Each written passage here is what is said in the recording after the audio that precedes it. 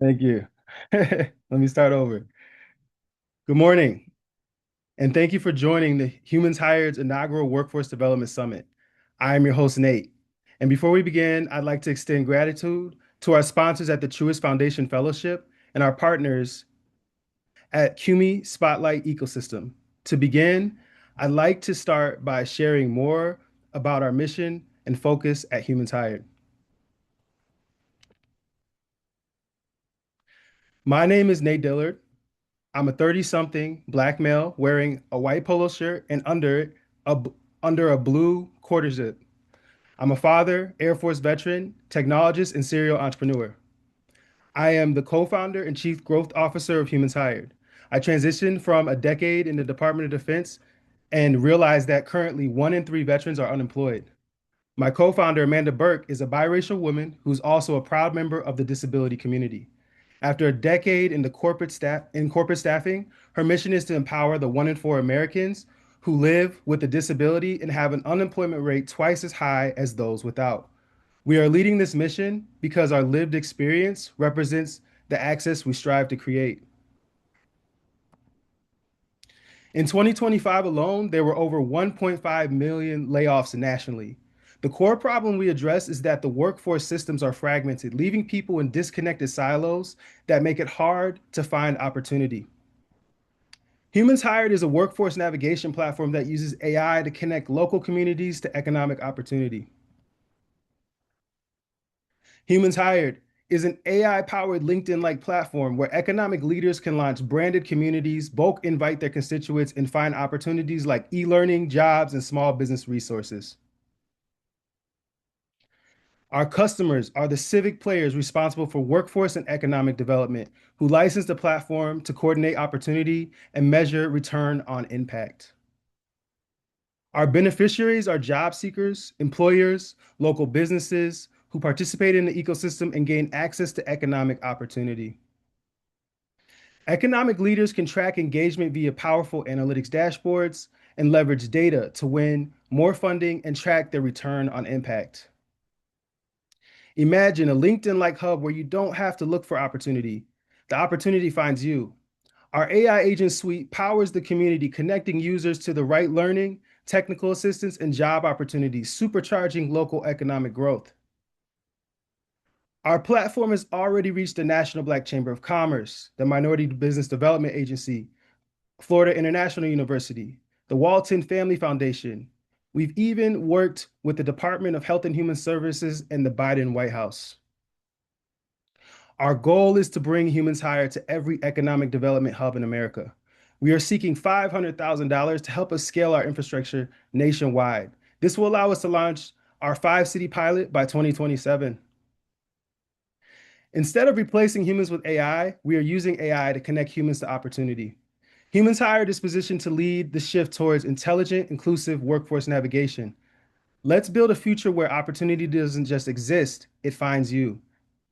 Thank you. And now I will pass things to Amanda Burke, Humans Hired CEO.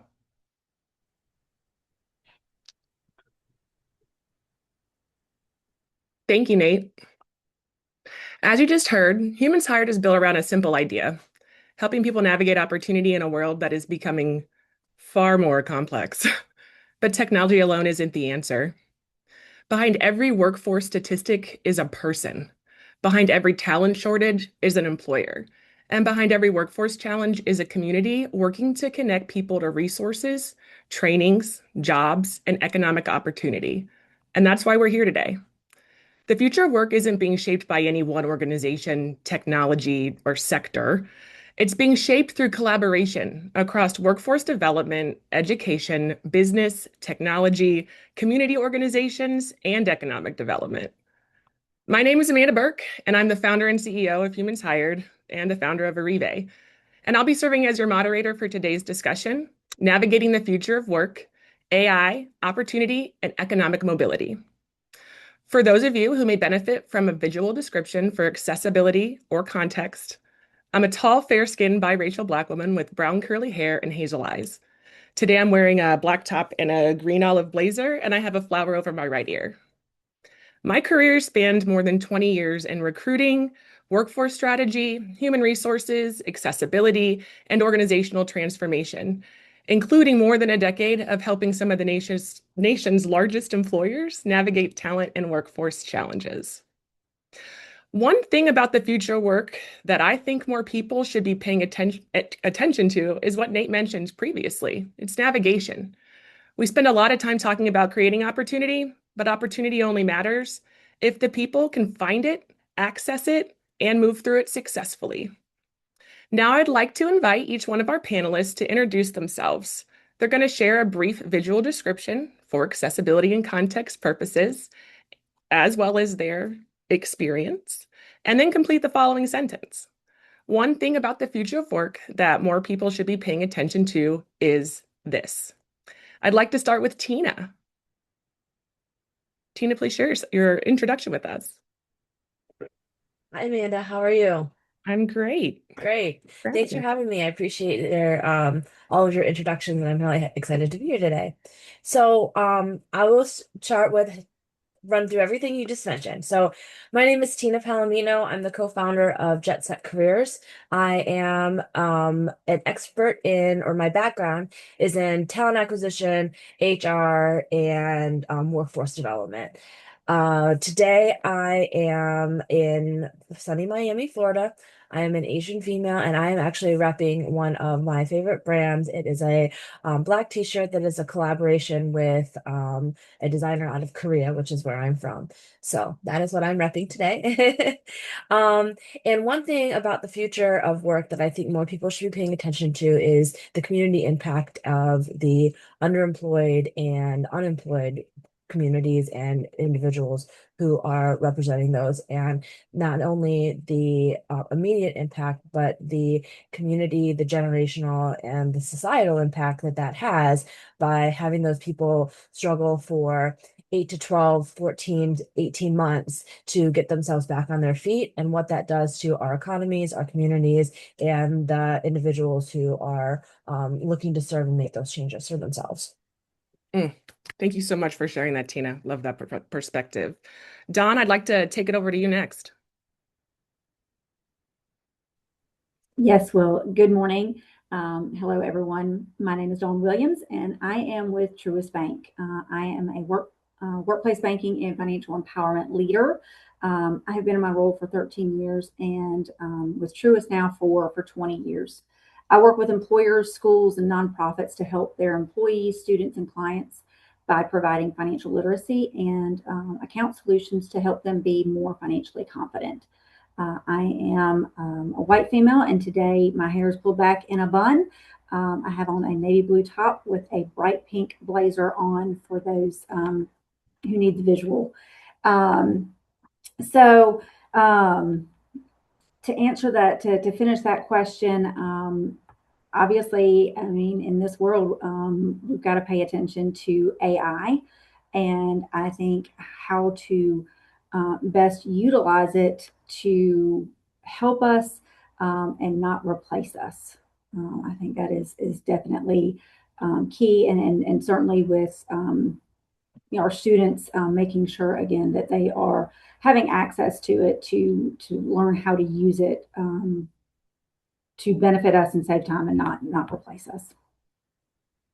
I think that's a feeling a lot of us have here and in the audience.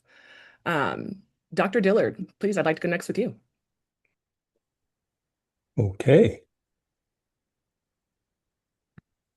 So, first of all, thank you for this opportunity. And I would like to say good morning to everyone.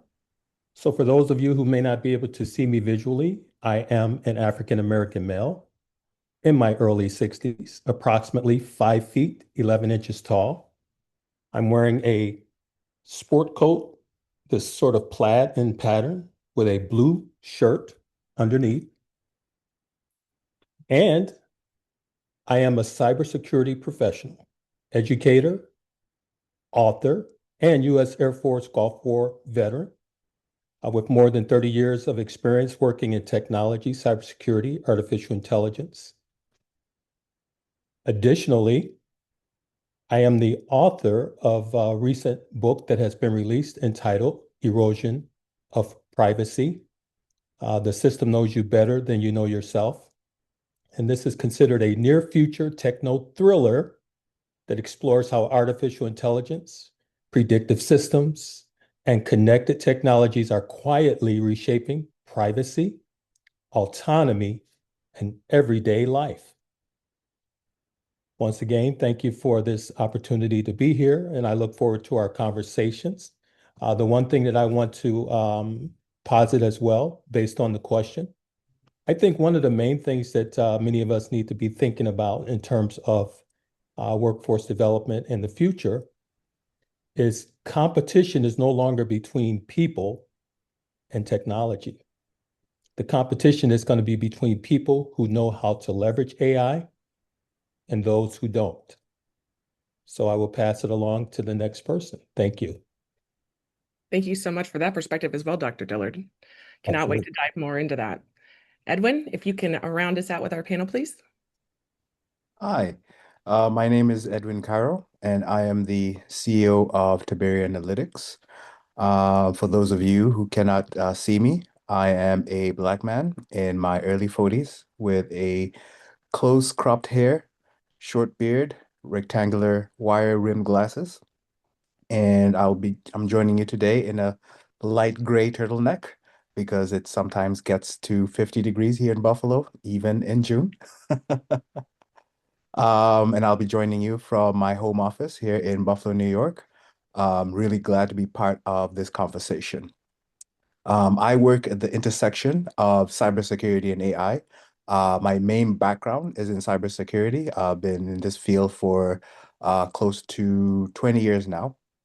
And then more recently, getting into AI as well in the last 6 months or so. Initially, to solve some of the problems that we were having in cybersecurity, in the cybersecurity space, but increasingly also using it for completely different use cases, which didn't even imagine 6 months ago. We build AI systems, and I also teach faculty at Carnegie Mellon University, which is also my alma mater, with a particular focus on making the tools, both cybersecurity and AI tools, work for people who have been historically been left out of the rooms and where decisions are made. So one of our focuses in the company that I'm CEO of is providing cybersecurity solutions for underserved communities. And that is the lens that I'm hoping to bring into today's discussion. Oh, and to answer your question on the AI, so future skills, I would name two of them. So AI literacy, so knowing what these tools are good at, as well as what they're bad at, because they are not perfect. Just like us, they are flawed. And so understanding how they work and how to direct them is something that will be very key in terms of future work skills. And then secondly, adaptability and continuous learning.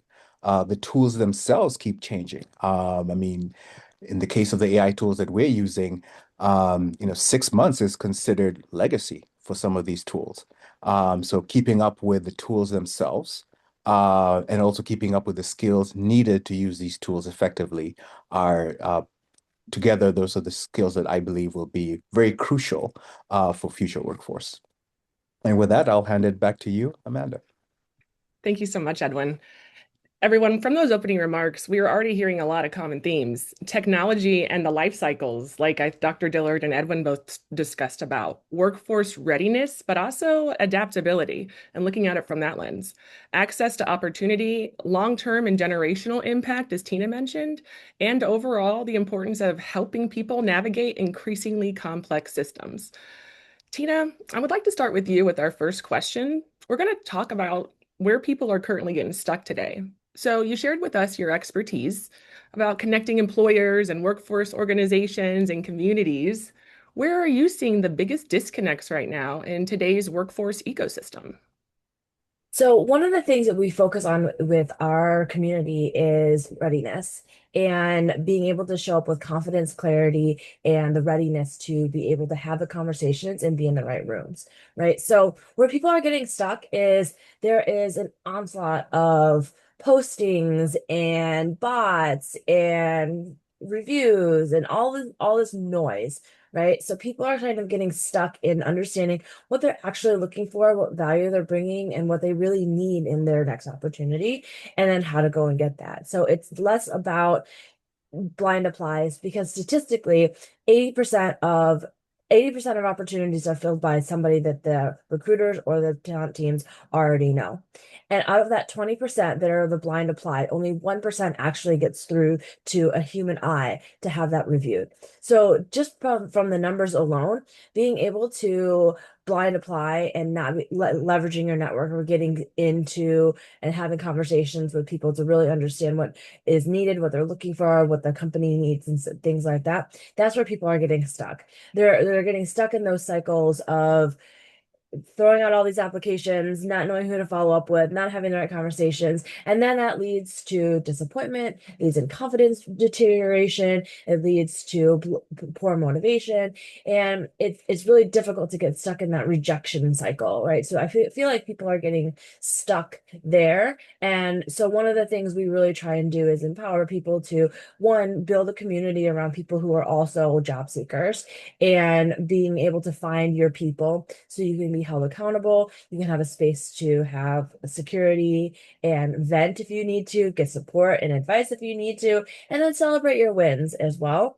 So I think that that is also something that can help you get unstuck because it's not an easy thing finding new opportunities, pivoting, or being laid off. It's not an easy thing to have your whole economic outlook be shifted from underneath you overnight. It's not an easy thing. So I think being able to reach out to the community, be in it together, build that confidence, accountability, and those systems for yourself can help you get unstuck. But it is sort of inevitable that you are going to be in this kind of like vacuum once you do find yourself in that searching standpoint. And I think that's where people um I know that's where people get stuck, and that's what I'm trying to help people get, kind of navigate through. Like you said, like the access to the resources and then being able to successfully navigate through them they're two different things. So I definitely agree with that, and I appreciate that distinction and difference that you drew there. No, I love it. And thanks for referencing it. I'm here for the stats, right? 80% of the roles that are getting are from connection, actual connection. And how do we create more connection if at the end of the day, confidence and clarity aren't Mhm. really what we're leading with? So I love the work that you're doing and I love the perspective. Dawn, I'd actually like to build on that from your perspective as well. Where do you think that individuals and organizations are currently struggling to gain traction?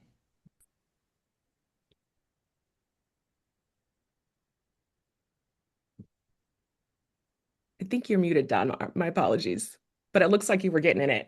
Sorry. So from my viewpoint, in working with employers and schools and nonprofits, I see people are getting stuck between access and action. So where benefits, income, and tools exist, but financial stress and complexity prevent forward movement. So, you know, uh, when it comes to living paycheck to paycheck, preventing long-term progress that way, underutilizing benefits and missing out on the value that comes from that. Um, you know, Income growth versus expense pressures, the disconnect that comes there, and just even financial literacy versus financial confidence. So knowing the difference between how to invest, how to manage debt, and how to build credit using good action items.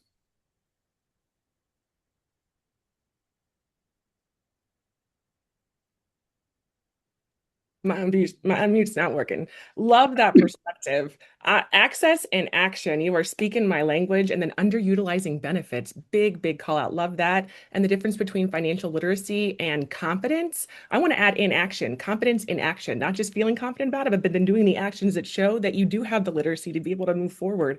I love that perspective. It's really interesting because we're talking about both workforce and economic barriers. I'd really be interested in knowing, Dr. Dillard, from your perspective, where do you think the gaps are the most concerning? Well, similar to what has already been articulated, I think particularly at the higher ed level, one of the issues is having an actual, coordinates to how do you get to success, the ability to be able to access what's available. Sometimes I encounter students who have a tremendous amount of ability, but sometimes they don't always have a clear pathway.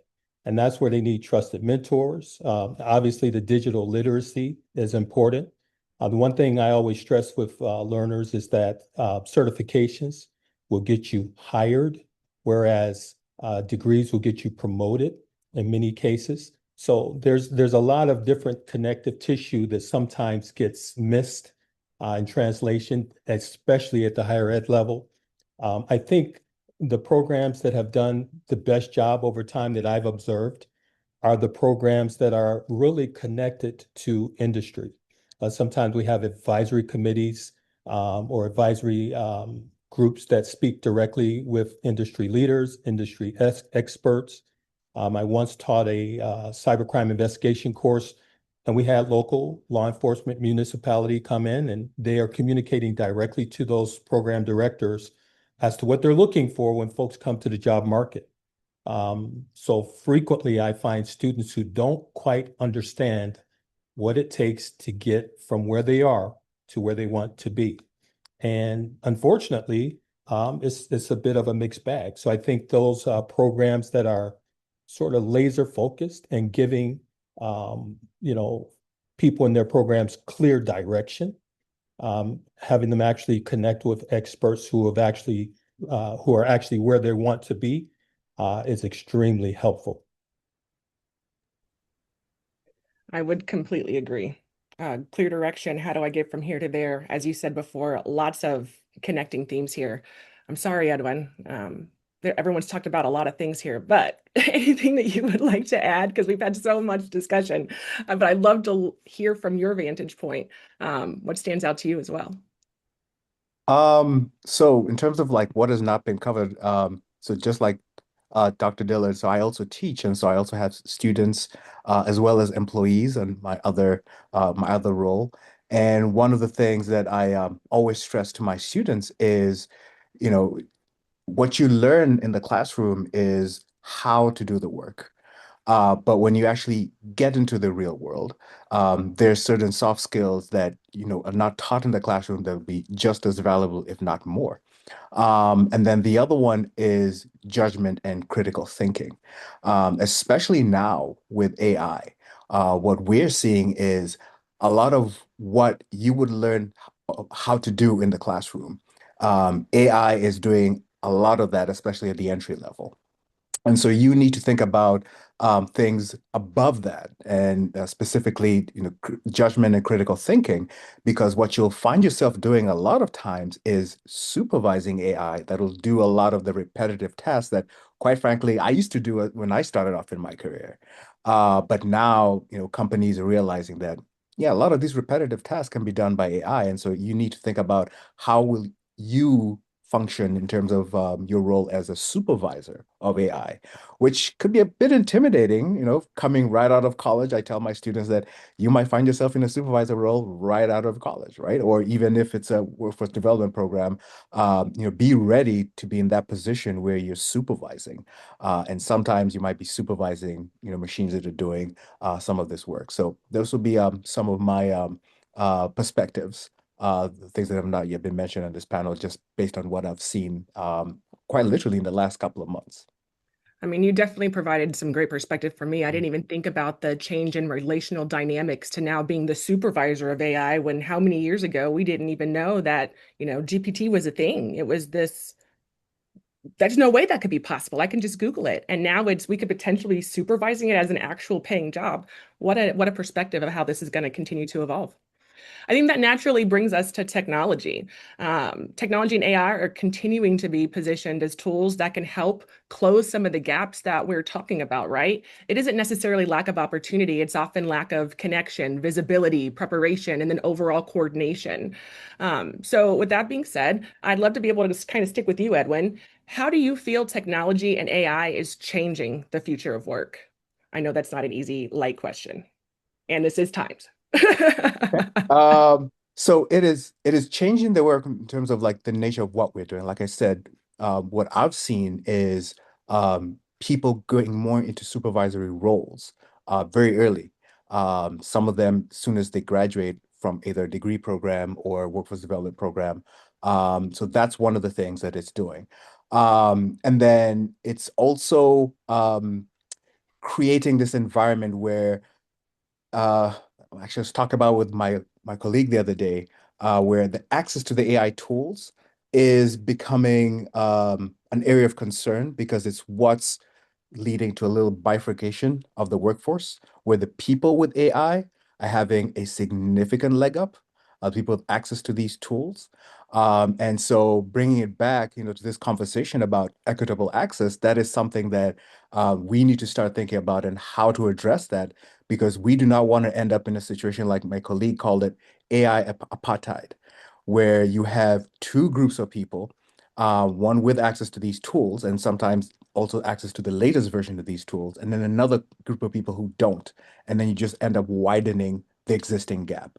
So, that is some of the things that I would, bring to the forefront in terms of like, where this technology is going, because it can do a lot. What we've managed to achieve in the last couple of weeks on one particular project would have taken us months. And that's because we had access to these tools. So that's another thing, that I wanted just to highlight in a perspective. No, I appreciate you building on that supervisory and the relational aspect as well as where it can ultimately go, because we don't know. We haven't seen it yet, right? I have to imagine Dr. Dillard is very interested in giving his perspective here. So please, I'd love to hear your thoughts as well. Most definitely. Yeah, I think one of the perceptions that folks have today is that with full implementation of artificial intelligence, we're going to end up with a situation where there's going to be enormous numbers of humans who are just simply not working. Um, Cybersecurity and IT were hot before we started having this massive artificial intelligence conversation. I think that particular perspective is only going to amplify. When you think about the notion that, if you're paying attention to current events in the news, we hear all the reports about data centers that's being constructed everywhere around the nation, also in other countries. This is infrastructure that's absolutely necessary to roll out this new paradigm.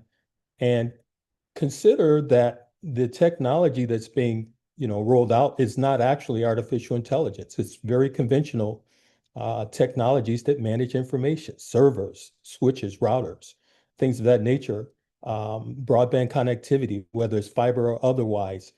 That's going to take IT professionals. That's going to take cybersecurity professionals to keep all of that infrastructure secure. And if that were not enough, also we have a concern about rogue artificial intelligence. So it's going to take cybersecurity professionals who understand the notion of securing AI to be in the mix. So it won't be a matter of humans being devoid from the conversation or devoid from the activity. We will be right there making sure that things stay on the rails. I love how you brought it into cybersecurity really being the main focal point before all of this. And at the end of the day, the introduction of AI is truly only solidifying cybersecurity as a critical piece of the infrastructure moving forward. So I really, really, really appreciate you sharing that perspective. Tina or Don, would you like to add anything to the conversation? All right. So I'd like to then move on to about the pieces beyond technology. Technology is an opportunity, but it's also a responsibility. Just like Dr. Dillard mentioned, we got to be able to make sure that we're looking to see how it's going to evolve with both the pros and cons, as I believe Edwin mentioned as well. But technology alone isn't going to solve the workforce challenges. It truly does take collaboration across employers, workforce organizations, the educators, community leaders, and policymakers. So I want to talk about what that collaboration looks like. Don, I'd love to know from your perspective and your seat, what partnerships, investments, or resources are really needed to create meaningful economic mobility? So economic mobility, it doesn't always happen in silos. requires aligned ecosystems across employers, financial institutions, and communities. So employer financial partnerships, kind of very similar to what we do, but then leaning in on coaching to the workplace on the digital aspect of financial literacy, and banking, and everything with those solutions. Getting access to money. There's so much changing in the pay world with AI, and the quickness of things. Employers are having to look at pay cycles changing, being a lot, even like day-to-day payments, and then how to navigate that as well with that changing. And upskilling on investments, connecting career growth to income growth, and not just a job placement. So working through that, and then community-based access to meeting people where they are, especially in the underserved populations, and providing resources and digital education to them on that. So from my point of view, again, being in the financial world and working with employers and whatnot, the opportunity to connect income benefits and financial wellness into one cohesive experience, so that not only can the employees and students learn from it, but build those skills needed. I completely agree. And when you opened it up and then said financial digital literacy, and you pulled together the additional pieces from our last question, for whatever reason, I got pulled into the first time I tried to write a check. I don't know if anybody else here remembers this. That was difficult. You have to spell the numbers, and now the way that we've evolved from an AI perspective, it just makes me really think about, could continue to be that digital gap, or that literacy gap that Dr. Dillard talked about as well, when it comes to both that economic and that career connection. Well, and I'm even thinking about direct deposit. I remember my first jobs were a physical check that I had to go deposit. And when I got a job, and in the orientation, they're talking about this process of being able to automatically deposit my paycheck into my bank for me. Just the being blown away. And I can only imagine, the youth of today, and even, those that are probably in that age, the early 20s, mid 20s, that are seeing this change and this shift in the digital world. I know I see it in, digital finance and whatnot, through my 25 years in banking. I can only imagine what they're seeing in their short span so far. That makes sense. Tina, I'd love to be able to hear your perspective on this as well.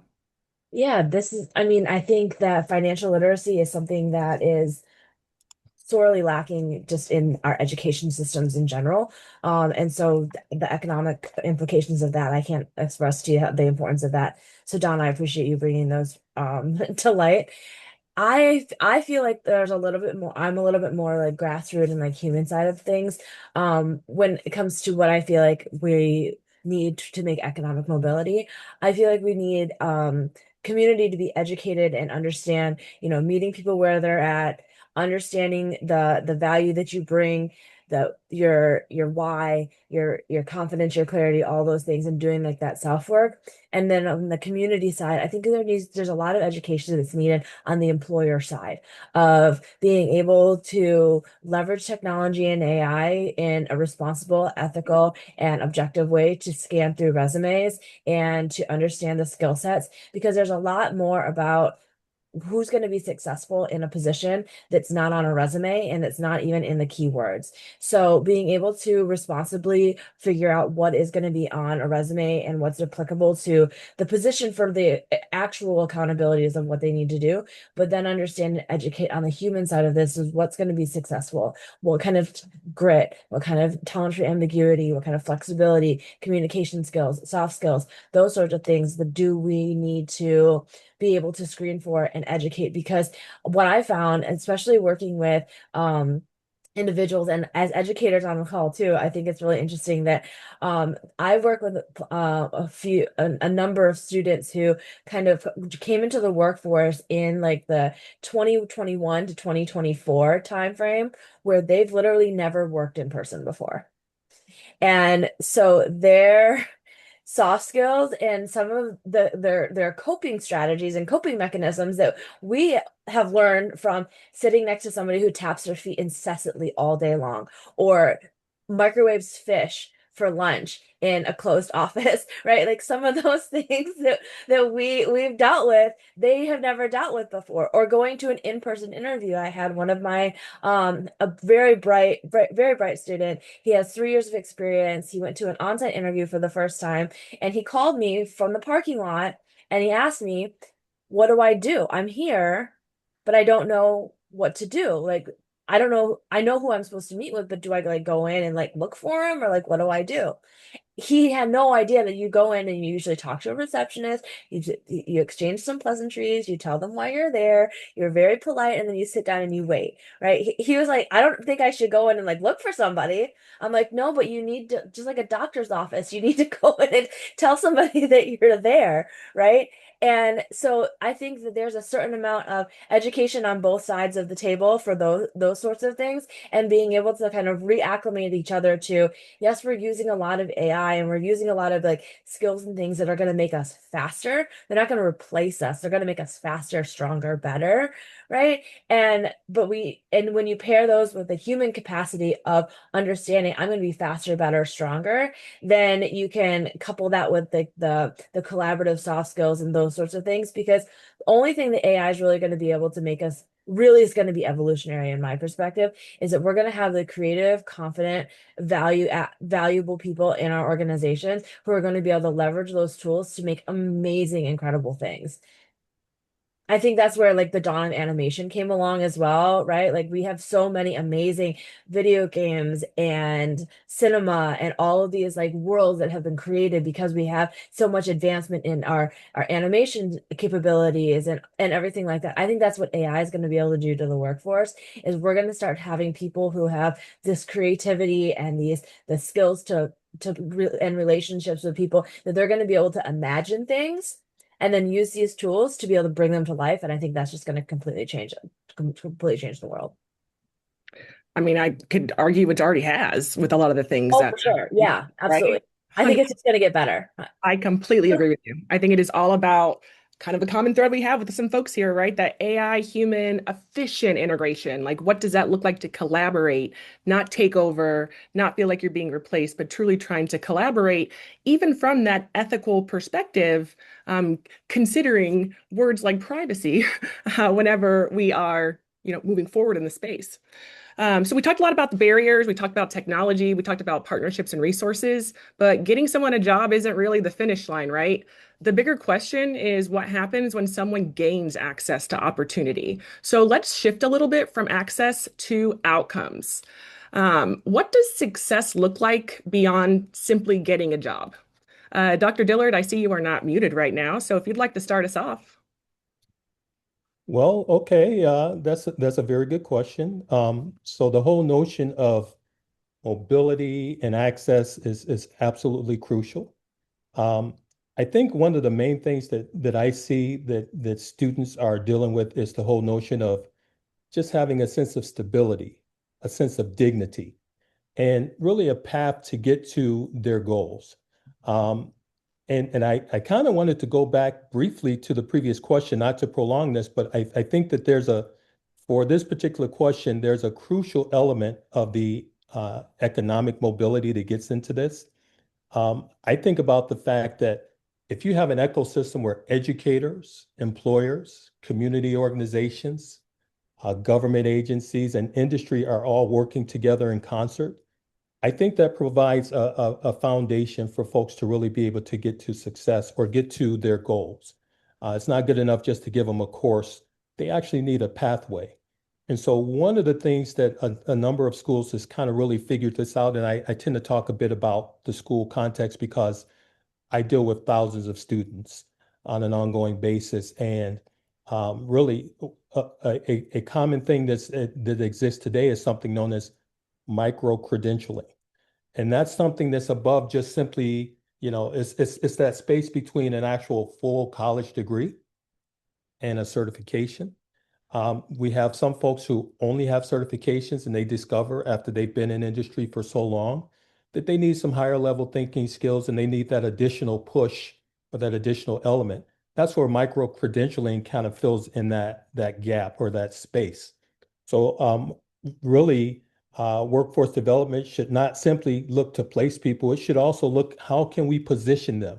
How can we put them in the best place where their skills will match up with what industry is looking for? So those are just some initial thoughts that sort of comes to mind with this question. No, I appreciate that. And thank you for introducing us or reintroducing us to micro-credentialing. I think that truly is the future, and it's the way that we're going to continue to be able to be niche and get opportunities in the gig environment that we're currently living through. So thank you for providing that insight. Tina, I would love to know your perspective here.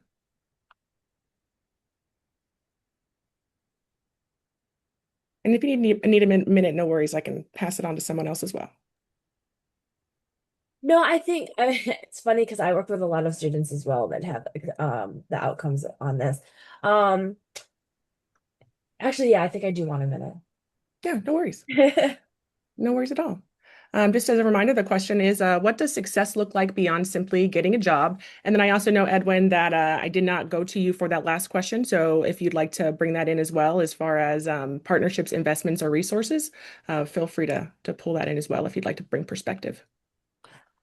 Yeah, so from the perspective of partnerships, having organizations that invest in the kind of education that will be needed, actually is needed right now, where there's the bridging of the traditional skill set, talking from my experience, the cybersecurity world, and how to use the tools that the current future workplace expects students to have, right? The AI skills. So that I think is a crucial one where investment in these education programs in this early stage of how do you leverage the tools that the future workforce expects people to be able to use as soon as they start. Dr. Dillard mentioned micro-credentialing. So expertise is going to become even more important, right? It's going to matter more and not less in this future workforce. Because again, you will be expected to supervise these tools. And so you having that expertise is going to become more crucial because one of the things that we've seen with these tools is that they require a healthy level of skepticism, right?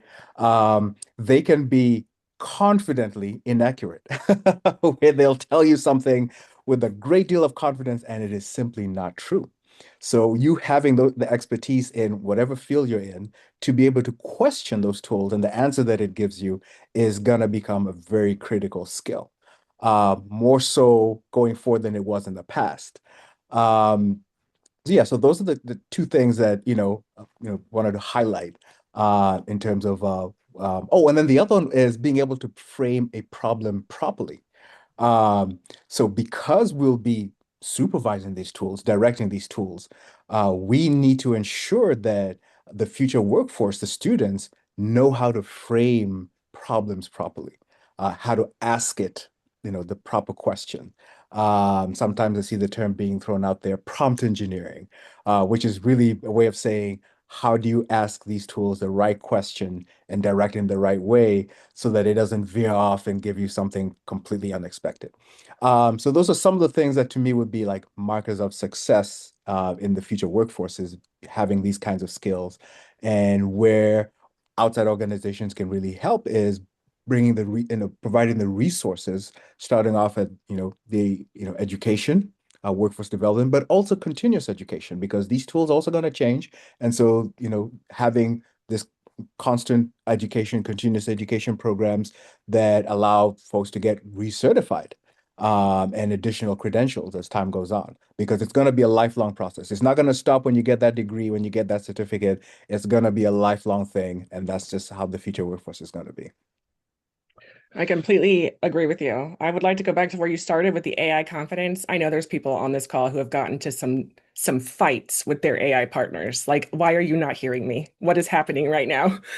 So I love that you brought that out. And the other piece I love about what you talked about, oftentimes we say critical thinking, and that's a really great buzzword, and it's great to know what it actually means. And it is a current concern I think about, especially with what Tina mentioned about the social distancing timeframe and how that impacts that critical thinking space. I think you really pulled an action item from that, right? To be able to say that it's not just critical thinking, it's about framing a problem properly. And I like that you also went back into say prompt engineering, but just framing a problem properly doesn't have to be AI associated, right? It can be anything. And that to me ties directly into that critical thinking piece when we think about that future. So love that perspective. Tina, how we feeling over there? We feel good? We ready for this? Yeah, we're feeling good. I think what threw me off is that I was thinking about how I want people to be successful opposed to like the outcomes, right? So one of the things that we always talk about is the fact that about 65% of people by 2030 are going to require upskilling in their current position, which just leads to the idea of we need to be adaptable. We need to have critical thinking skills and we need to stay curious. So I think one of the biggest things that's going to make somebody successful, and what I think has made people successful just in the past in general, is, the ability to ask questions, admit your mistakes, learn from those mistakes, and be able to evolve and grow. And that's kind of what we always want, right? We want to be able to evolve and grow and go into a new position and do this. I think that now the outcomes that we can see in these positions are going to go faster. I think that your ability to learn, adapt, be curious, ask questions are just going to accelerate you faster. I spent a lot of time in the startup space where 1 year is like 5 years in a traditional company. And you learn so much so quickly that you almost, when you put it on your resume or you're writing it all out, like people almost think that you're not being truthful because there's no way that you went from 40 to 120 people in 7 months. There's no way that you did that as the only people operations person. Well, actually, I did. And it's because things move really quickly. But the only way I was successful in being able to do that is because I embraced the challenge with curiosity, adaptability, soft skills, and I really like leaned into the challenges. And I think that that's where, from the human side and the community side and the performance side for me, is like the soft skills that are going to be required for someone to really, really be successful, in addition to being able to adapt the tools and that, that upskilling necessity. And it's not just for new grads. It's not just for people who just got their positions. No, this is for statistics across the US. 65% of people who are in jobs now will require upskilling by 2030. And we are very close to 2030 in case y'all haven't noticed. So there's going to be a lot of learning that needs to happen across our workforce, not even just for the people who are getting back into it and finding new positions, and they're learning in their own position and their own, perspectives and things like that they have in their new position, but they're going to also be needing to continue to evolve and upskill themselves for the technologies, tools, and requirements for their organizations. I think you will definitely hit it on the head from a human perspective. It's a mind shift, right? A mindset shift for evolution and growth for the individual to be able to take on, to really try to ensure that we're closing that gap of the literacy, especially from an AI perspective. I know you mentioned 2030, so that's actually how I'd like to go ahead and wrap up our panel here today with each one of our panelists. We spent a lot of time discussing challenges, and we talked a lot about opportunities. Imagine we invite you all again to 2030, like Tina mentioned. What would have happened that would have made you feel that we moved workforce development in the right direction? Dr. Dillard, you are currently not on mute. I'll have you go first, then we'll go to Tina, then we'll go to Edwin, and we'll end with Don. Certainly. So I think by the year 2030, success could look more like underrepresented learners, veterans, and working adults moving into sustainable careers. May that be cybersecurity, cloud and data, artificial intelligence, and there's other growth areas as well. With employers hiring for demonstrated capability, not just what someone's pedigree happens to be, what school they attended, things of that nature. And so really what we're talking about is not just training someone for a job, actually preparing people for a future. And so that's really what I think would be a good representation of workforce development having moved in the right direction.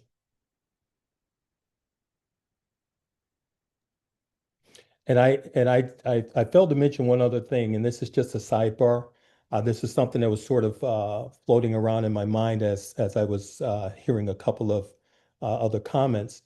The thing that I'm kind of surprised by right now, and I think it's a very pleasant observation. So I teach a number of AI courses. I teach artificial intelligence and prompt engineering, introduction to artificial intelligence, and I'm seeing a lot of elders coming back into the workforce. It's quite interesting.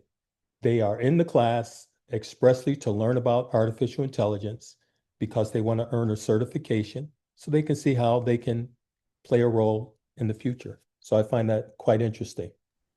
I truly appreciate that additional add there because I think that that's amazing, actually. So thank you so much. Tina.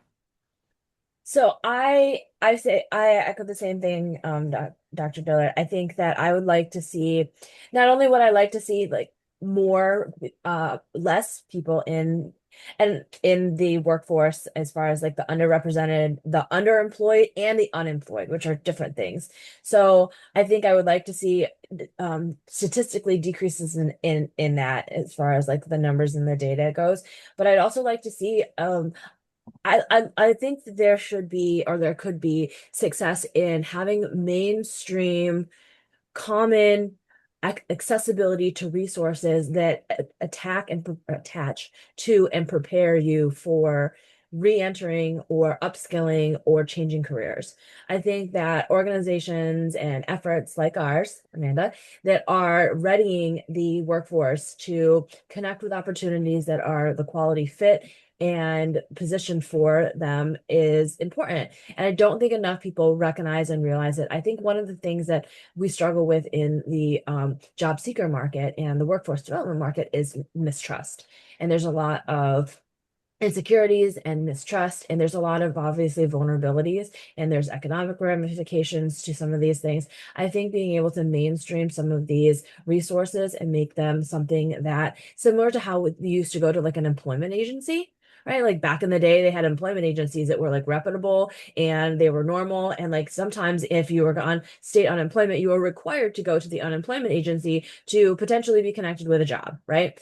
So I think that being able to have, now it's digital, national, and scalable. I think being able to see a meaningful adoption of workforce development opportunities and resources, accessible resources, would be a step in the right direction for showing that we have made meaningful workforce development efforts.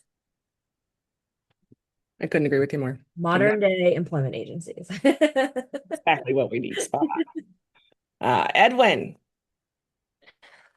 All right, so 2030, what I hope we have achieved by then, obviously equitable access to these tools and technologies.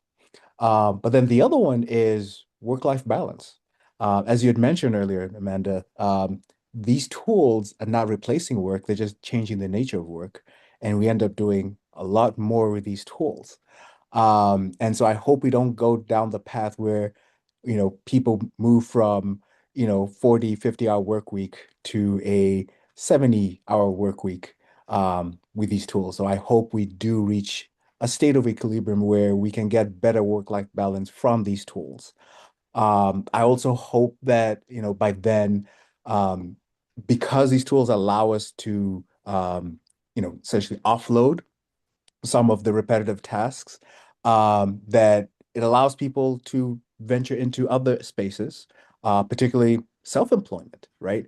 Being able to leverage their talents, and these tools to do more than just employed work, which, is still obviously going to be important, but I think the ability for people to leverage their skills and these tools to do things that are, quite frankly, outside of what it is that they're doing on a day-to-day basis. And I think that will give a lot of more economic certainty to people, because there's a lot of angst right now, and I see it even in my students where they're worried that, these tools going to replace me. And I hope we get to a point where these tools allow folks to be more, uh, for lack of a better term over here, um, being able to represent themselves in the workplace, from a self-employment perspective, but then also have better work-life balance.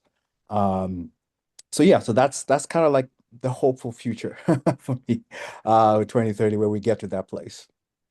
Hey, I think it's a realistic call out, and I promise I did not take it personally as an attack whenever you said people who are working 78 to 80 hours with AI now. So, I have done that. I've fallen into that trap myself. but you're spot on. It's not going to be healthy for us in the long term, even though there's so much that we can get accomplished at our fingertips by ourselves these days. Dawn, I would love your perspective to wrap us up here. Well, to kind of piggyback off of that, I was actually in a meeting yesterday, and somebody made the comment about sending your AI robot to work for you. So there's that work-life balance. We will all own robots that will go do the job for us. But also to kind of piggyback off of what Tina was saying with the modern day employment agencies. I know from my role that I've done within Truist, working with our military veteran BRG group, one of the biggest things that is a hindrance for our service members that are coming out of service and trying to find life in the civilian world, those skill sets are hard, like words don't match. And so hopefully AI can get that right so that they are coming in and getting placed in jobs appropriately and not becoming underemployed, because a lot of times that's what's happening is they are not getting placed rightly. But then on the flip side of that, thinking about our incarcerated people that, technology changes, but while they're incarcerated, their time stands still for them. And so how do they enter then a workforce that is AI driven at that point? And how do we make sure, because if not, then that cycle is going to continue for them as well. So looking at that, and I think, if there's some things that can, I'm not, that's not my realm, but knowing how strong of a topic that is in our communities, I think that would be working to get it right by 2030, as well as some of those other things that I discussed earlier with making sure that we're on career pathways and there's upskilling. So I think Tina and some others have said it all, but I would like to add that. I love the perspective of tooling actual communities and underemployed individuals. The reality is, as Nate mentioned at the very beginning of all this, veterans are unemployed. There's a deep unemployment rate. So a future says that veterans and military spouses are getting opportunities and access to those opportunities quicker and faster. And then I love that you mentioned also the incarcerated and the second chance integration with technology literacy. It's one of those things that, I honestly haven't thought about until right now. So thank you so much for that perspective. Thank you to all of our panelists. I know today we explored a lot: workforce readiness, economic mobility, technology, the community partnerships, and the evolving role of AI in shaping the future of work. And what stands out to me is while the challenges are complex, there is a tremendous opportunity when organizations, communities, educators, employers, and technology leaders work together with a common goal. Perhaps more importantly, we've been reminded that behind every workforce statistic is a person seeking opportunity, growth, and a pathway forward. Thank you all for sharing your insights and expertise. And at this point, I'd like to transition it to Nate to take the stage over and share what's next for today's continued conversation. Yes, thank you, Amanda, and thank you everyone who joined on the panel. What we will be moving to now is our software demo of the HumansHired ecosystem, partnered and powered by our partners at QME Spotlight Ecosystem. And I have the CEO of QME Spotlight, our strategic partner in HumansHired, on the call, Bentley Charlemagne. And Bentley, welcome to the call. And we would love if you could share your screen and unmute yourself, and definitely show some of the features we have in the HumansHired ecosystem. And by the way, the HumansHired MVP was just rolled out earlier this week. And we are so excited for everyone to see how the platform works. As you can see on the screen, there's a join today and a login button. So if you click the join today, you could join as a user for free and kind of see it for yourself and see how the interaction is and the user profiles and all the really cool. We have like an AI creation hub, AI powered creation hub inside of the HumansHired ecosystem. And Bentley will tell you more. So I'll pass it over to you, Bentley. Awesome. Awesome. Good afternoon, everybody. Hope you guys are having a wonderful day. Yeah, to tie that part of the conversation together, all of these conversations that are taking place, we at QME Spotlight Ecosystem started thinking about how do you connect infrastructure around all of that. We saw a gap in the ask, the need, the how, the do, and infrastructure. So we've spent the past few years really developing infrastructure rails that would connect to all of these things we are talking about today and drive it via a unified single ecosystem environment. We thought that the marketplace have tools that can meet these individual challenges, but it's fragmented. It's in different silos, different industry verticals, different groups. We wanted to bring all of that together as a hive mind environment to be able to really create local town square, local ecosystems that can tie in all of the things businesses need, from their onboarding, workforce, resource integration, partners, collaborators, the AI tools that you would need to drive your business, connectivity across your social network. And at the end of it, how do we give these small businesses control and ownership of the data? That is the big piece that I think we accomplished with what we've built. And to also tie into some of the conversation, we don't see AI as the primary driver of anything. We see AI acting as a collaborative workspace with humans. We've learned that some of the best AI output that takes place is when you have AI that work hand in hand with a person with sometimes decades of experience. You can't beat that today. The verification, the qualification, of allowing what you do when you collaborate with AI is much greater in the long term. And we think it's going to create better data output across the ecosystem. With that, we've built, I'll jump to the back end of this ecosystem real quick. The front end, there is a small correction I want to make. The onboarding flow is not quite ready. We've just put this together for this demo. There's a process workflow that Nate and his team is finishing right now that will really allow a cleaner onboarding when you land on the dashboard, what you do next, all that cool stuff. Right now, this is just, I would say, a beta test mode. So I want to caution everyone, if you come on, it may not necessarily roll the way you want it to roll. So that said, I can jump on the back end of the system. Once you've logged in on to an ecosystem environment, you'd have, this is an admin environment for HumansHired. There is also user persona environment. There's collaborator onboarding environment and partners. There is the business network environment. But they all now get access to permission level tools that they've been assigned on the system. And all of the, they have these hubs within the network. We have an entire client management hub. We have an entire create hub that includes AI content studio creation. We have an entire manage hub that businesses and partners and stakeholders can go in and they can manage everything from their website, the dashboard experience with the user. They can tap into the assistant hub. They can actually bring in, you can bring in all of your staff users of your business into this network and collaborate with them within the system. So, and assign them unique tasks within the system. There's, you can drive content forms creation. There's an entire system that creates forms within the system, surveys that you can deploy to your business partners.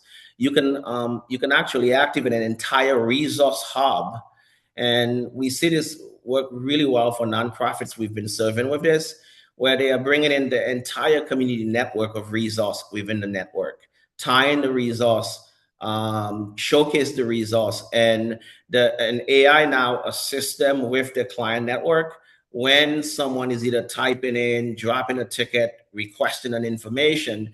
The AI literally coordinate all of that and match the best resource partner within the network via automation to the customer, or to a staff user who will then review that resource and assign that resource to the customer. So we think that is a really cool feature where nonprofits typically have to go out, they have to find a resource, they have to call the resource. If you've approved and network a resource on the engine, the system facilitates the entire workflow for you. There's an entire event creation hub. This is what we call beyond Eventbrite. It's not just listing your event, it's creating entire web pages and hubs for your event that also ties in all of your speakers bureau, the presenters of an event, your collaborators of an event, your sponsors. Imagine in an environment, you can pull in all of your sponsors, all of the people who's buying tickets, and you can showcase all of them in a hyper social dynamic environment, which is what this can do. And at the same time, you can drive that within the event and track all of the performance and data of that event. The system does that. We drive full report analytics on the network as well, from integration of your existing Google analytics can be plugged in. You now also can capture, the system captures data around every single activities that happen on the system. Whether you deploy a piece of news, you drive an event, you are driving resource, and it tracks the engagement level, the performance level, the interaction level, which then I think for nonprofits, again, I'm using it as an example, some of them had friction in the past demonstrating use of funds and the performance of the funds they receive from donors and sponsors. Now there's an entire data dashboard that can be delivered in the engine that can show the performance of how these campaigns work for that nonprofit, who engage, what members in the community connected with it, what did they say about it, and they can provide that report in real time by a click of a button to the customer. So these are the kind of things that this can do. We also have payment integration and subscription, right? In terms of kind of quickly jumping, because I think I only have 10 minutes for the show, into you the have content. 15, 20 minutes. Go ahead. Awesome. Man, you've been very graceful today. Awesome. So inside of the event creation environment, you can create everything from news and content. These have integrated inside of it for every single partner ecosystem that onboards a news hub. And that news hub can sync with your website. So you can connect your website to an ecosystem and sync all of your activities and content from a single hub and track all of the data of that. So you don't have to go across a social platform, across your website, across different places putting in the content. You can use this as your centralized content studio that can perform all of the content creation activities, and you can push it to your social. You can push it to your website. You can RSS feed that right on a page. Partners can RSS feed it right on their page. They can embed. So we really thought through about how do you really drive hyper connectivity of an activity, and that's what ecosystem allows to happen. You can drive posts to your user network or group, blogs, podcasts, events, e-magazine, e-books, newsletter. We have an entire e-newsletter environment that is powered by AI in the system, and it will literally take in your information step by step and generate a newsletter for you. You basically just have to follow the step. What is your concept? You can input that. You can even input a document you want the system to take as a guide. You can develop your content language in the system, audience, tagline, even the branding of the newsletter. You can actually shape how your font color of the newsletter appear, and the system will literally walk you through the SEO keywords, generate that for you, generate the cover, generate the design, generate page flow, generate the content, and you then have full editing power over that content once you put it into the system. I can jump over the QME local side and show you an example of that as well. Just refresh. Yeah.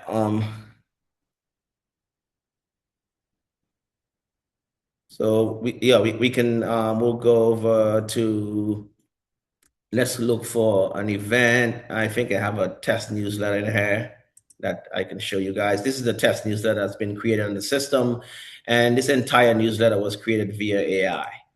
And you can see everything from the images, the copy, pages. You can create volumes of this.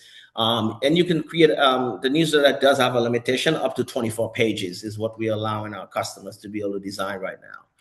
On the back end of this, you can edit these newsletters on demand and collaborate with the newsletter. So even if AI create the newsletter, you can go in with the newsletter and begin interacting with the newsletter in real time by engaging with the newsletter. Here's what's cool. A lot of times people create newsletter as an end of week or end of month update. And they may have launched a press release or news. Literally, this system has an entire integration area with your newsroom. So if you've created a newsletter, you can change the image. You can integrate a podcast. You can integrate videos. You can integrate slideshows. You can even integrate existing content and news you've created. So the system will go and say, well, you've created these pieces of news, and perhaps you want to feature that piece of news in the newsletter. And at a click of a button, it will integrate that for you. So you don't have to go again and duplicate that piece of news and figure out how to get it into the newsletter like your MailChimp on Constant Contact. You can choose where in the newsletter you want it to appear, click on that, find a piece of news in your news studio, and you can literally add that piece of news in the newsletter. And it immediately appears in the newsletter, mobile responsive, ready to go for your audience to be able to consume, right? Let me pause for a quick second, see if there's any questions. So I have a question for you, Bentley. Could you please also show some of the Job Hub components as well for the workforce focus? Thank you. Sure. Yeah. So we'll jump over. What we're doing right now is for the HumansHired partnership with us, we've started thinking about, QME has developed over 10 market tools. We are developing a hyper integrated sandbox that brings all of it together to power the HumansHired solution to market. One of the things we are going to integrate into that is an entire job hub environment that allows all of the portal partners to be able to, right from the dashboard, tap into a job hub environment on the system where they can perform all of the activities you see in our job hub system. You'll be able to perform that right inside of your portal activities. Everything from the connectivity of your jobs, training, and resource. So if you can drive things like post jobs for job seekers, you can drive workforce talent and training within the network, and you can also power your entire recruitment agency with the engine. Again, the concept behind that was we saw a marketplace where job boards exist in one vertical, recruiters and trainers exist in a different vertical, and you have job posting boards exist in a separate vertical. We thought we could bring that entire universe together and integrate AI inside of that. So these what I call cross-partner counterparts can talk to one another. When you have a firm that can network all of their talent training partners within an ecosystem, now we can use AI to start driving relevant outputs for the business person, for the end user around their career path, career information, best match. So we think these things needed to come together and work as a, again, hyper mind hive kind of space to deliver all of that. And that can be driven right on the ecosystem as well. Any other questions, Dave? Yes. Can you please show the client management CRM component of the platform? Awesome. And also please show email um, the email outreach and content distribution system in the back of the platform. Absolutely. Right. Well, lastly, show the survey system in the platform. Yeah. I haven't activated this on HumansHired, but we've activated the client management hub. Every environment, we develop an entire client management interface that is almost like a hybrid between. We are bringing this online for you, Nate. So let me just go to the QME local. Okay. So you can see in HumansHired, as it brings on clients, all businesses who get an ecosystem, all have this tool feature that you see here, where you can literally input your client, track your clients, engage with your clients in this environment, talk to your clients, and every system has an AI agent, not just for the admin viewpoint that drives the system, but also on every client level. So the AI interacts between the service provider or your business and the clients, and it learns about what are you guys doing together, what information is being requested. It learns about ticketing, if there's tickets. And the AI begin assisting the customer by if you feed the AI, there's an entire AI knowledge board you can educate for your business. As you educate the AI board, it begin taking over and answering those questions for the clients. And it will ask the client, was this question satisfactory? If it's not, then the human is also tied in. This is, again, what we are talking about, integrating AI with a human integrative environment. So the human and the AI works together. That assigned staff user of your business can now manage and oversee hundreds of businesses, not just one, because the AI can do 80% of the work for them. If the AI doesn't have the knowledge or information, it alerts the assigned staff user that they need to step in and provide human expertise. Or they can even tie in a collaborator, which is what's cool about this. This doesn't limit just to AI. It creates unlimited possibilities where the business cannot just only provide their staff input, but they could pull outside knowledge base, experts, professors, subject matter expertise by vertical and industry segmentation. And they can pull them into that conversation around that business or around their business that can now input into the organization to help the client. So this creates a much wider net of how you provide support integration when a human and AI can work together. And inside of here, obviously, you can build in an entire resource delivery infrastructure where you can actually put in all of your resource partners. This AI will learn about who they are. You can assign these resources to businesses inside of the client environment. As you can see, we have a test user environment there for HumansHired. And you could see that this is some of the test client that's in here. And you can see global support team. You can put a support team around them. You can view detail. There's an entire activity hub environment where as you add in people, you can manage the conversation in real time with that business. You can manage if it's an AI answering the question, if it's a support team members that's answering the question, if it's an external expertise you've brought in temporarily just to answer those questions and support the business. All of that can be tracked within that environment, which is much more broader than your typical Slack or Asana board that is really kind of closed loop environment. We are opening this up to really provide what I would call expanded support to customer base. You can create resource partner groups, collaborator groups, direct communication. You can choose how you even communicate to the client. Do you want everyone in the support team to see what you are telling the client? You just want you only as the partner to see it. And if the client have issues, they can drive real-time support ticket right within the network. We are now developing an entire journey roadmap, which is one of the things we'll do for HumansHired.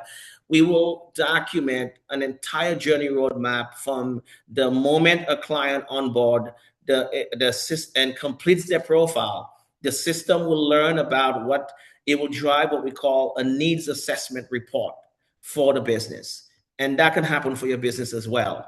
And then it will track in real time how that needs assessment report is being met, who's doing it, who is performing that needs a request, have that client meet that milestone that is required.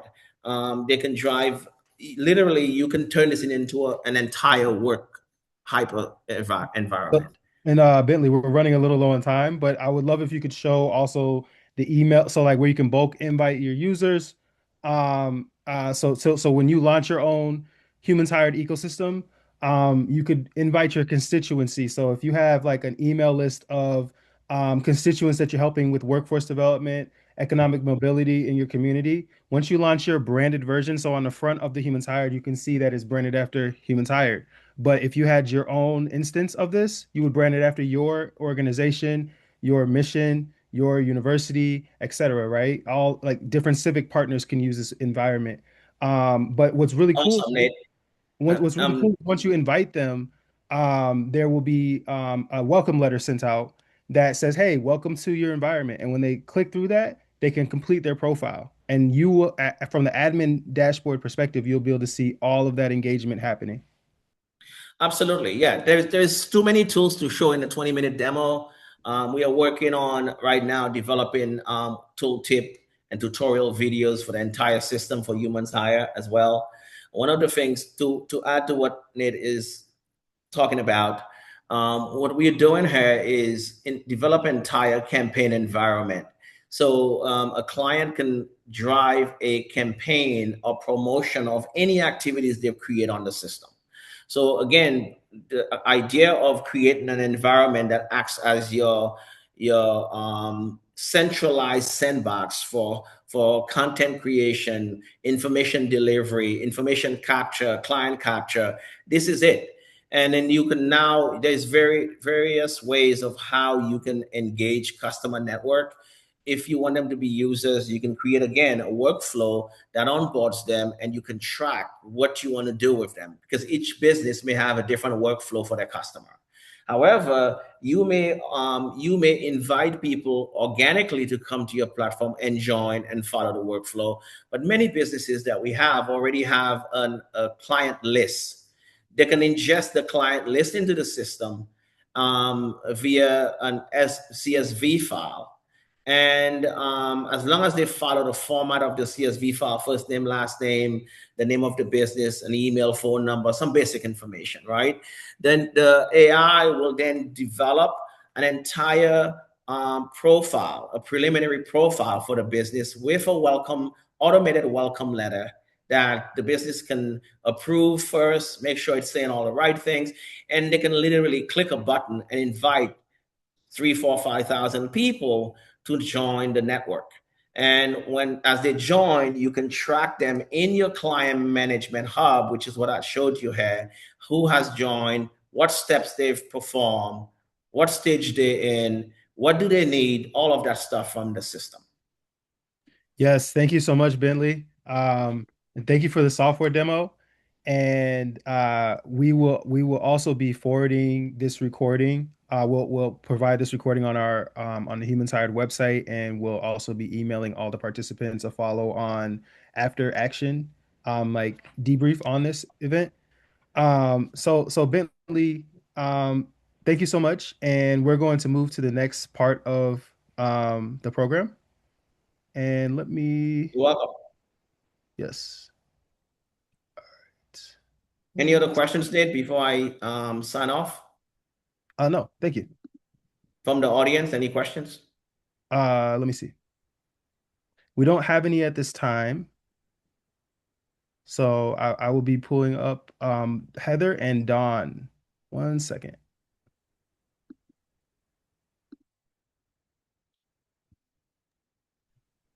As Nate's pulling that up, I'll go ahead and transition. Bentley, thank you so much for the demonstration. I think it really gave us an example of how technology can help connect people to opportunity. But we know opportunity requires more than technology. It requires access to resources and funding and partnerships and education and all kinds of support systems that help individuals and organizations move forward. And that's exactly what we'd like to do in our next conversation. Yes. And welcome Heather Boyd. She is our HumansHired, and she is the Chief Visionary Officer of Elevate Community Consulting. And we also have, and she's also our in-house grant strategist. And what we are also doing is there are several organizations that have started on our free trial with HumansHired, and Heather will be working with those organizations to help them find, grants and other funding to help sustain their digital infrastructure and to sustain their missions. And so, Heather, I'll pass it to you. Hello, hello. I'm so happy to be here. So as Nate mentioned, my name is Heather Boyd. I identify as a white woman in my early 40s with long blonde hair. Today, I'm joining you from Western North Carolina. I'm a mother of 4 daughters, a first-generation college graduate, and someone whose personal experiences navigating housing, financial challenges, and system barriers have deeply influenced the work that I do today. Those experiences taught me that talent and potential are everywhere, but access and opportunity is not. That belief continues to shape both my professional and community work.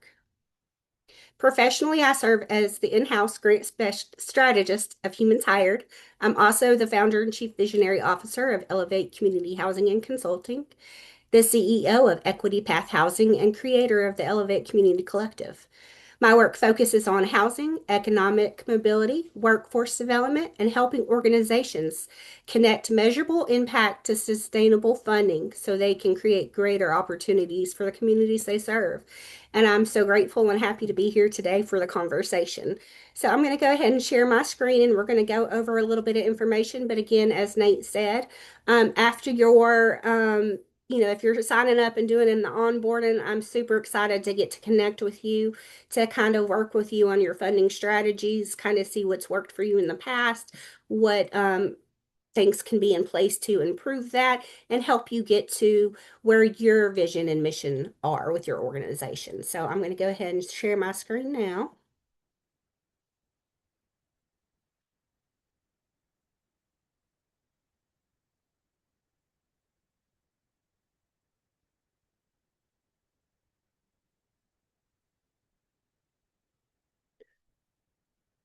All right. And is the screen good, Nate? Can you see everything? Yes, it looks great. Okay, perfect. So we're going to talk about why great organizations don't get funded. So let me start with a simple observation.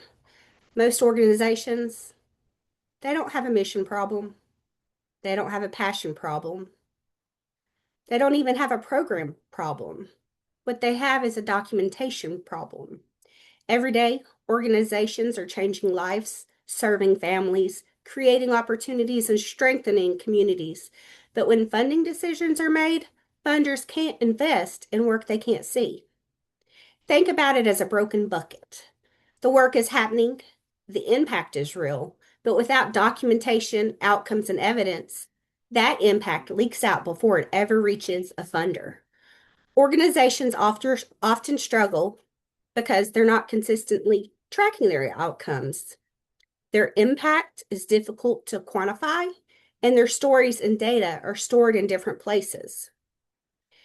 Staff spend more time reporting than serving, and as a result, strong organizations miss funding opportunities. The reality is simple. Good work alone doesn't get funded. Documented outcomes do. What funders actually buy? One of the biggest misconceptions in the nonprofit and workforce sectors is that funders invest in programs. They don't. Funders invest in evidence. At the center of every funding question, what can you do? Can you prove the difference that you are making? Funders want to know, what's changed? Who benefited? What data supports your results? Who did you partner with this? Can the program continue? Can the model scale? Those questions determine whether funding moves forward. The organizations that consistently win grants are not always the organization doing the best work. They're often the organizations that can best demonstrate their impact. Evidence is the currency. When you can show outcomes, data, community impact, sustainability, and growth potential, you move from asking for funding to making a compelling investment case because funders invest in proof, not promises. The HumansHired advantage. So how do organizations move from good intentions to documented outcomes? That's where HumansHired comes in. On the left side is the HumansHired platform. It helps organizations engage participants and partners, track activities and outcomes, and analyze data in ways that create actionable insights. But data alone does not secure funding. That's where strategy comes in. My role is helping organizations take that information and align it with funders and what they're actually looking for.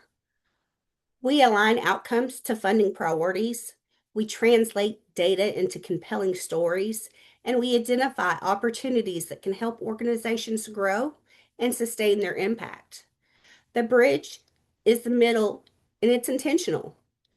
HumanHired captures the evidence. Grant strategy transforms that evidence into opportunity. Together, we create fundable outcomes.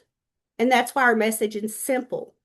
We turn data into dollars so organizations can turn lives around. If you're interested in exploring what that could look like for your organization, I would love to connect with you during the session or afterwards today. And also, as we think about turning data into dollars and outcomes into opportunity, there's another critical piece of the equation: financial empowerment. Funding helps organizations grow, but financial wellness helps individuals and families build long-term stability and economic mobility. That's why I'm excited to turn the conversation over to someone who brings tremendous expertise helping people and communities navigate the financial side of the journey. Please join me in welcoming Dawn Williams, Workplace Banking and Financial Empowerment Leader and Vice President with Truist. Dawn works at the intersection of financial education, workforce development, and economic empowerment, helping individuals and organizations build stronger financial futures. Dawn, thank you for being here today. I'm looking forward to hearing your insights and continuing this important conversation. Well, thank you. I appreciate that. So, Truist celebrates small businesses. You guys are the creators, the risk takers, the backbones of our communities. And as a large bank, we do pride ourselves on coming to the conversation with a personal touch. We evolve with you as your needs evolve, because that is a true partnership. We bring you hands-on advice, expertise for every stage of your business, and reward you for loyalty. So with our committed investment in you, you can invest back into your communities. And so together we can help make your communities stronger. So to talk about full financial picture in with your businesses,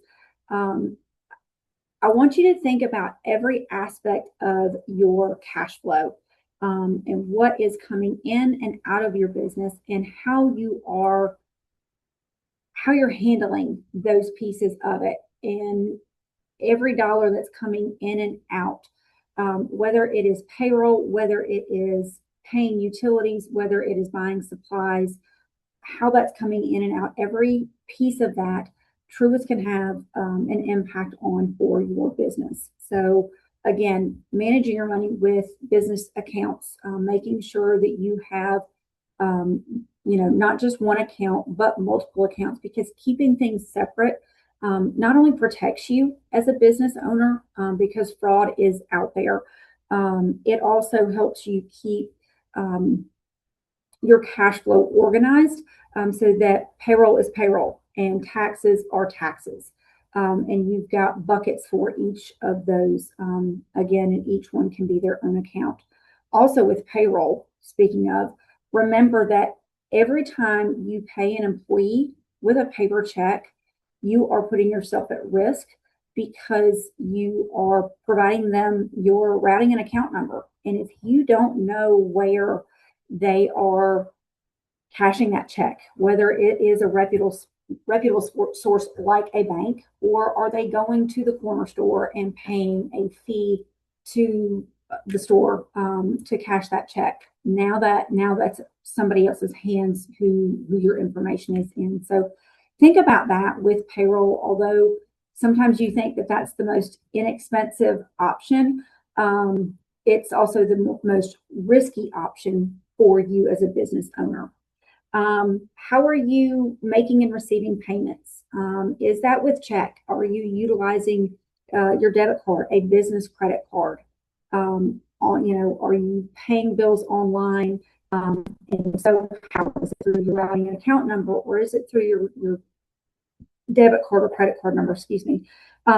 What about receiving payments in merchant services, or are you taking person-to-person payment processing, such as Cash App or Venmo, PayPal, Zelle, even that Zelle for businesses is a thing now. So thinking about those things, and also protecting your business. Do you have insurance in place? What insurance do you have in place, and do you have enough insurance in place? And then also keeping your personal finances separate. So as you think about that holistically, any piece of that Truist can help with, whether that is through Treasury services, whether that's through payroll services, whether that is through just starting your checking account and making sure that you do have those pieces in place, the multiple accounts in place, taking money in, and then having some of it come out for your taxes, and then moving money into that payroll account so that you can process payroll. And then where do you see those dips in your cash flow throughout the month? And then putting something in place to help you as a business owner weather through those highs and those lows, whether that is a line of credit or a business credit card, to help you make sure that there is money in your account throughout the month to help again with things, if you have to buy supplies beforehand, before it goes out, making sure that is all in place. We have specialists that can work directly with you. They are virtual, so they can schedule virtual meetings, do everything virtual with you, and make sure that they understand the vision of your business, and then provide you with solutions so that you are successful with your business. It's not just, okay, let's, get you these products because everyone needs these products. It's what is going to work for you and your business, and what do you need? You may not need some of those things that I've mentioned, but then again, you may need it to help with lowering, processing costs or things like that. So even going into merchant services, compare apples to apples. Is the merchant services provider you're using encrypting your data as you're uploading it into their system to receive payment? That is a huge fraud risk right there when it's not encrypted properly, and it puts you at liability and a reputational risk, because if it's found out the source, and sometimes they are able to find out the source, especially if it's a ring that's kind of going on in a community, there's a reputational risk that can be involved with that as well. I'm going to pause for a minute. I know I just threw a lot of information out there, and see if anybody has any questions for me at this time. Yes, there's a Q&A section in the chat. If anyone has any questions, please fill them in the Q&A section, and I will read them, and we can go through any questions. And also, we can open it up for questions. If anyone has any questions for Heather Boyd as well, we would love to field some questions as well regarding your financial success of your organization, grant funding, fundraising, and even I can answer any questions you have about HumansHired as well. And we could use this last portion to kind of answer some questions. And I will just add to what Dawn was saying. It is vital to protect your account numbers. I also work as a HUD certified housing counselor with financial capabilities. We work a lot with, making sure that folks know what their rights are, understanding what the safeguards are, and everything that Dawn said today is important information. When I was younger and worked in the banking industry, we saw checks being washed, we saw all kinds of things. So, the crime rate out there are things that you probably have never thought about that folks are doing. So definitely get with Dawn, see how you can protect your investment with your businesses. And also, I just wanted to take another moment to say thank you to Dawn. As our truest representative, I'm a co-fellow with Nate. So I just wanted to let you know how much we appreciate you. Well, we appreciate you, and thank you for including me in today's discussion. Yeah, so I don't see any current questions in the chat, but I have a question as a business owner, and as someone who's worked with tons of nonprofits. So so what should we know about when it comes to winning a grant, and how banks see that funding coming in? And also, how does Truist work with nonprofits specifically to help get the best outcomes for their like return on impact? So as far as nonprofits are concerned, if you're looking at grant money as a source of income for being able to use that for lending or anything like that, it can be used for income, but Truist will not do any lending for a nonprofit until they've been in business for 10 years. Okay. So to have that established nonprofit, I'm not the expert because I'm not the consultant on that. There still could be some potential for the business credit card, I believe, because although it's a lending product, it can be used more for like that line of credit and everyday kind of purchases. to protect. So I do believe that does not include the business credit card. It is just straight lending or like a line of credit for a nonprofit. But yes, that is for a nonprofit. That is your source of income, just like a for-profit company is selling widgets. That's how you take money in. So yes, it can be looked at. And I have a question. Thank you so much, Don. And Heather, I have a question for you regarding grants. So, like, what is one of the biggest hangups and issues you see when nonprofits go to apply for grants? And what are some of the misconceptions that nonprofit leaders might have when it comes to fundraising with grants? Yeah, so there's so many nonprofits that have a great mission out there. Funding is competitive. That's one piece of the puzzle, but it's really being able to articulate what you're doing and who you're impacting. Think of it as a win-win. If you have a funder that is providing your organization with funds to be able to promote your services, then you need to make sure that you're being a good steward of that money for one, and tracking that compliance, who you're reaching. And that's going to help you also shape your strategic plan in future. You can get feedback. You're going to learn what works, what doesn't work, who your target audience is. If I know we've got some current fellows in the class, so that's one of the things that's been talked about quite a bit. So it's really important that you're tracking what you're doing. That's how you're going to be able to evolve from there. And to be able to get to the point of telling your story, you need to be able to articulate it in a way that is easy for a funder to understand, because keep in mind they're going through hundreds of applications. So you definitely want yours to stand out by being able to tell your story. You need to have that data up front. It's also good to connect with your funders. Just send out an email, call them, ask them if you can get to learn more about them. Tell them about your organization. A lot of times, if you're not a good fit, that funder can go ahead and let you know, and it's going to save you time. It's also going to save them time from processing a grant that might not meet their strategic priorities at the time.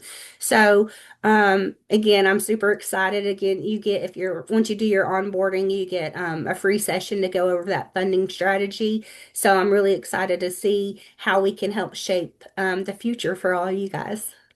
And one last question, because I saw in your slides you discuss like the bridge between like grant funding and like having an ecosystem or a digital environment like a Humans Hired. So, Mhm. at Humans Hired, when you invite all your community to participate in your environment, to find jobs, to find like small business resources, to find e-learning courses, does that date when that data matriculates up to the admin dashboard and it can be pulled as reports, how does that help somebody with like grant funding? So yeah, when I was discussing the slides too, I know I mentioned that staff time trying to report these outcomes is, a huge time part of the capacity, right? So we're, especially nonprofits, everybody's wearing all the hats, you're doing all the things. There's not enough hours in the day. So by being able to kind of eliminate or reduce what you're working towards when you're doing your outcomes, that is going to really amplify what your organization can do. Think about it as, yes, you have AI to help, but your capacity is most likely low if you're a nonprofit. Kind of across the board, that's what we see. The mission is there. We're very driven, but as you all also know, funders are getting a little bit more stringent on capacity building and unrestricted funds. So most of your funding now is geared towards more of your direct program delivery. So that's something that you want to be mindful of is, how can you offset that to where, your staff can still work on other projects that they have.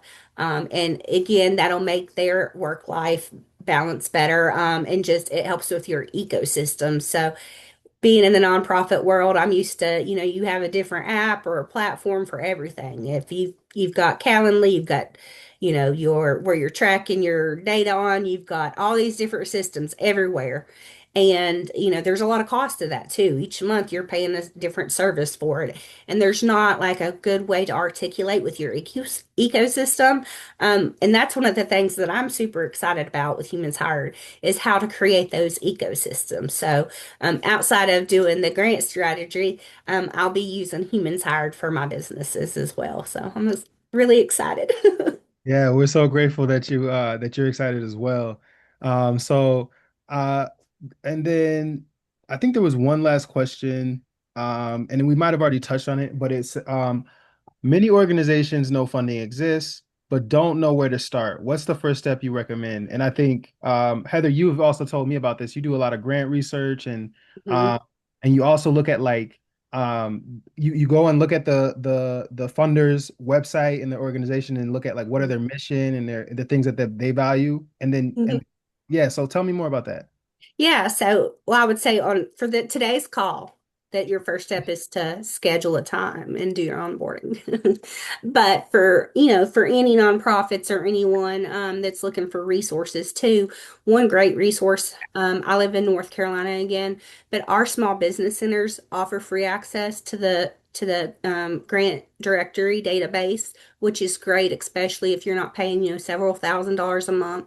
You can also Google, you can use AI tools for some things, but I always like my favorite, historically, has been able to go on that foundation directory and research what grants are available, but also see what other organizations that are similar to you, and they could be in different areas. It's not anything that's a competition, but see what sources they're using.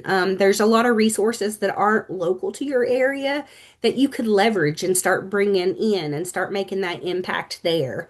CRA is another big thing that I talk about, the Community Reinvestment Act, and Dawn might could add some more to that if she would like. But there are other ways to go about funding besides just writing a really long grant application. There's several ways to find funders, and I would recommend, of course, if you have Humans Hired, it'll be built in. But if not, you need to track the grants that you're writing. You need to track, the impact that you're making. Ask for feedback. If you get the grant or you don't get the grant, how can you be a better applicant the next go around? What is missing? What are they looking for? How maybe it wasn't a direct fit with their strategic pillars. And that's why, you can research too. A lot of the foundations, you can see their 990s, you can see where they've given, who they awarded to in the past, what their priorities are. And the more that you can kind of appeal to what the funder is looking for, you have a better chance at that funding because they're regulated on what they're doing and supporting, and they really need to see those measurable outcomes. Another thing to keep in mind is collaborations. Funders like to see collaborations because you're expanding that impact. Um, yeah. Does Wow, that these kind of were answer getting it? really. This is great. Like you were really getting into it. And Don, would you like to react to anything that she has said before we close out? Just the CRA piece.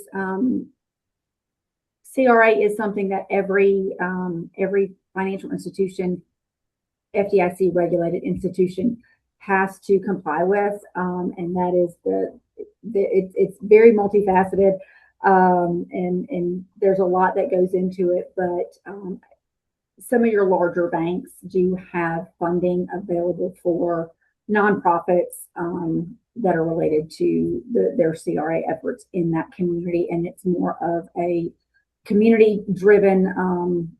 There's somebody in or that covers a smaller community versus the larger footprint. You've got to have a brick and mortar building in that community, correct?